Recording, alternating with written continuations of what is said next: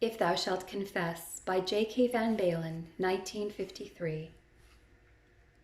Social life. You may sometimes have an occasion for indirect teaching and confessing by reading an essay or reciting a selection before one of the organizations representing the social life of your church. And that is one reason why it would be profitable for you to join one or more of these societies. When your turn comes, never fail to respond. If you do so, someone else has the same right. And if they all did likewise, what would become of your society?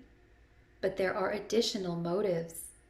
You may do good to the cause of the kingdom by sowing, by contributing in general, by sharing the activities. Be then an active member. Better not to join than to be dragged along. A member of dead members are more detrimental to a society than anything else. They kill its spirit. They are likely to reduce the enthusiasm of other members. They discourage and are a force for evil. Do not join more clubs, societies, or organizations than you can do justice to as a good member. Nor should you join so many that your home life would suffer from it. It is desirable to spend some of our time away from home among our fellow church members. It is wrong never to be at home and to feel at home least of all at home. But such is the tendency of our time.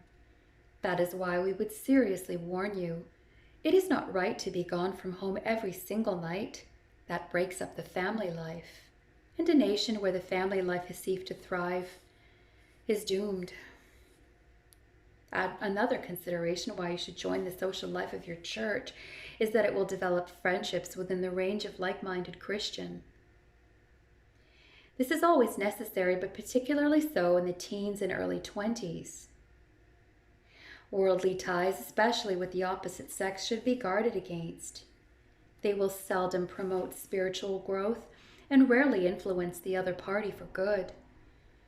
In these youthful stages, most of us have enough temptations to overcome, while our spiritual life is not as yet so deeply rooted that we can afford to invite additional dangers. Many a young girl has been sadly disillusioned. In her early zeal, she actually hoped that she might reform a friend who was not very much interested in church work or church attendance. Did he not change his habits considerably out of goodwill towards her? Was it not easy for her to keep him away from wrong company and to take him with her to church and society? But in her inexperienced zeal, she overlooked that no one's heart can be changed by outward reformation. It takes the Holy Spirit of God to change the heart of the sinner from hatred of God to a love of Christ and things Christian.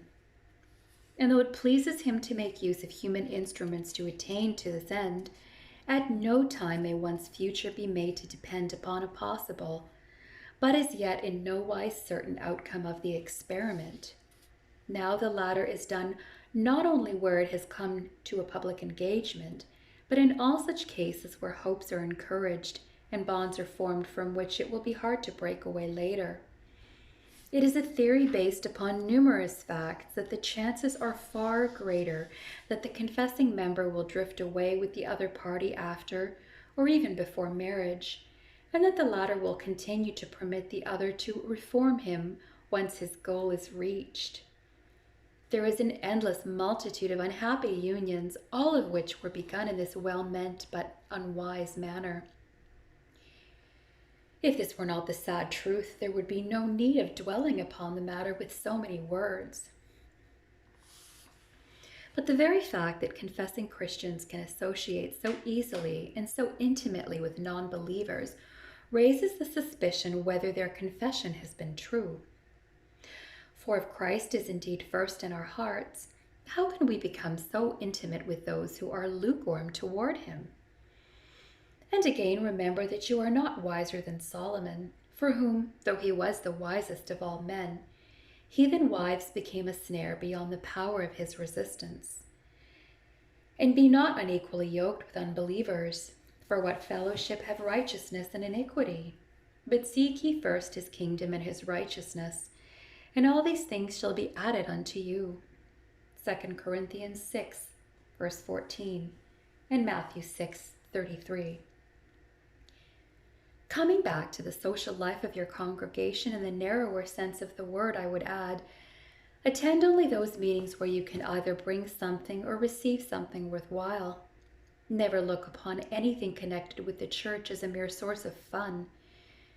In doing so, you would degrade the church and waste your time besides. And time, although many are sadly prodigal with it, is man's most valuable asset. The greatest talent given to all and each in an equal measure. The Christian is reminded to walk in wisdom, redeeming the time. Colossians 4, verse 5. See also Ephesians 5, verses 15 and 16. For of this talent he shall have to render a solemn account in the day of judgment. Yet time is not the only talent God has given man. Every good gift and every perfect gift is from above, and is a talent to be used in the master's service. Now the word talent originally meant a sum of money. Hence, in speaking of talents, let us consider the matter of tithing.